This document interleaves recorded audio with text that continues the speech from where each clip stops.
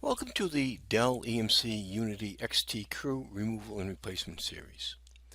In this series of short videos, we're going to use Unisphere and UEM CLI commands to identify faulted custom replaceable units on a Dell EMC Unity XT storage system. We'll then look at the ways to prepare the system for service, including service mode and reset and hold modes. We'll demonstrate the removal and replacement of the faulted crew, and finally verify the replacement crew is working correctly. One of the first things you want to do is to log on to the storage system using the Unisphere interface. This requires that you have initialized the system and provided an IP address in your browser, and once you do that, you're going to be brought to the page that you see here.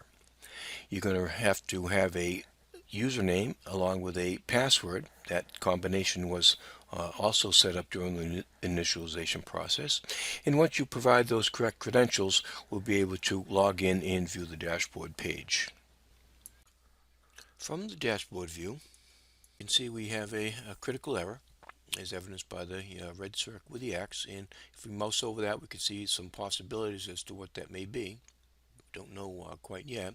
And you can get similar information by clicking on the View System Status icon. Now let's take a look at the alerts. And the alerts are going to show us some possibilities here. We see we have a system error. It's a critical error. And if you click on that error, you're going to see that you have some information in the right-hand side about that. You see it just calls out the array as the error here. So let's look at the logs, and you always want to look at the logs, make sure the date and time of that event is logged at the same time.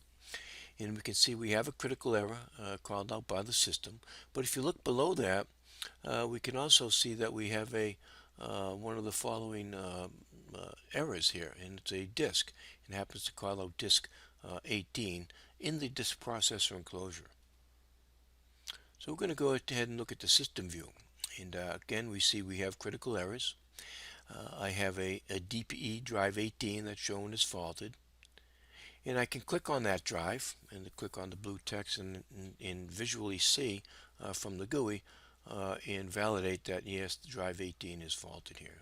Clicking on that just confirms that. And you will have an amber LED on that drive for visibility. If you looked at the commands for the drives, you'll see the env disk show command show you that you in fact have a fault.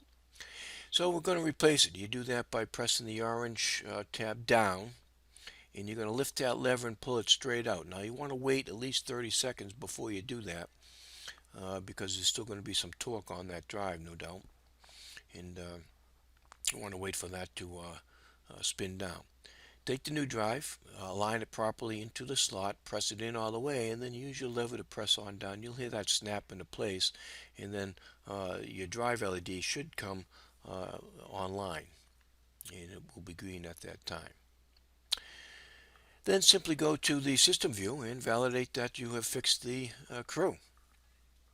And we'll see in this case we go to the alerts. The alert was cleared because we had a critical alert, and Unisphere automatically will clear those when the problem is fixed. And you can see that drive has been normally in normal condition and is operating normally. If we can go to the disk show command again, in this particular instance I'm using the ID of that disk drive. You see it here as DPE disk 18, and it looks good too. And we go to the system view. System view shows us everything is green, and the enclosure shows us that the part is in fact operating normally, and there's no other errors. So you have replaced a 2.5-inch drive in a disk processor enclosure.